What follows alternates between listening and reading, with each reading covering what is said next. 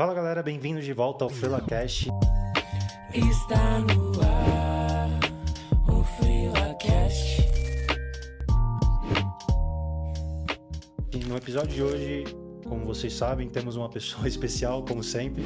Ele já foi até meu segundo barbeiro preferido. Inclusive, um beijo pro primeiro. Muito bem-vindo, Gabriel Robson, o rei das edições. É um prazer ter você por aqui. Você arrumou seu dente, cara?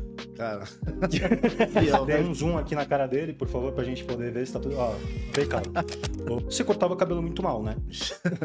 Aí, como com isso, você criou um exército chamado Capcutos. os Capcutos e as Capcutas também. Olha, eu copiei. Copiou na cara dura, não tinha nenhuma roupa. Hobby como bacana. artista. Eu deixei um like. Hobby como artista. Cara, quanto mais a pessoa pechinchar teu preço, mais trabalho ela vai te dar. Você se rendeu.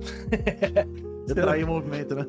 Então, imagino que junto com eu é complicado, junto comigo, isso aí vai pro quarto também, junto com eu.